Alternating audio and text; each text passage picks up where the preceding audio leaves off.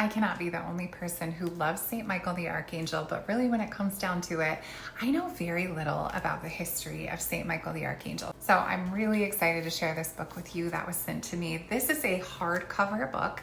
It comes with a dust jacket. You can easily remove it if you want to. I think this is an absolute gem of a resource if you are doing a unit study on St. Michael, or if you're someone who just wants to learn more, or maybe you have a Michael in your family and you need a good gift, this is going to be the one to choose. So the first thing I noticed when I opened this up was the paper quality. Honestly, I felt how silky and thick this is. I feel like it's one way for publishers to kind of cut corners when they're producing books, but this truly feels like an heirloom quality book. There's a lot of pages in here and the paper is just very nice.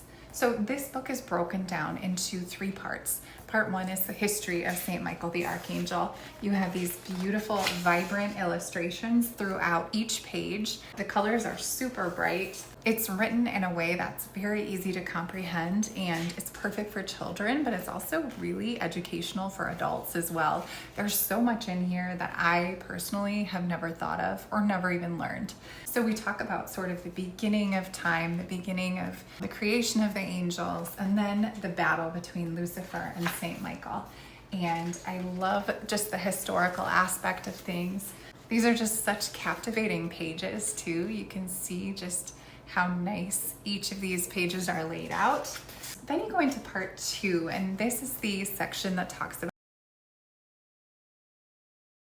and the church. So it goes through and kind of talks about the ways that St. Michael helps our church, and St. Michael has helped saints in the past too.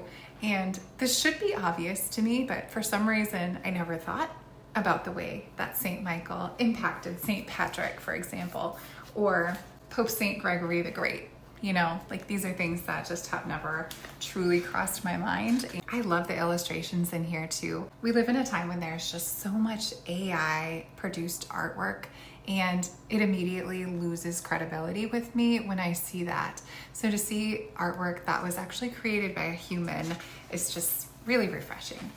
Then we get to part 3 of this book, and this is where we talk about how St. Michael impacts us today and how he's going to be our guardian until the end of time. So I love that it talks about ways that you can celebrate St. Michael and different pilgrimage sites that you could go to, or holy places to honor St. Michael. You can obviously pray to St. Michael even if you can't visit these sites. So I love that. And then you also have who St. Michael is the patron saint of, and that he is going to lead us to the light. So I love that this book just reminds us not to underestimate the power of St. Michael and the way that he can help us in our day-to-day lives, and especially how he helps us throughout our life and at the end of time. So this is just an incredible story. It would make a really nice gift. I thought these were the same people, but it's actually a different illustrator and author that are from the same abbey in California. So super beautiful book. I would definitely recommend.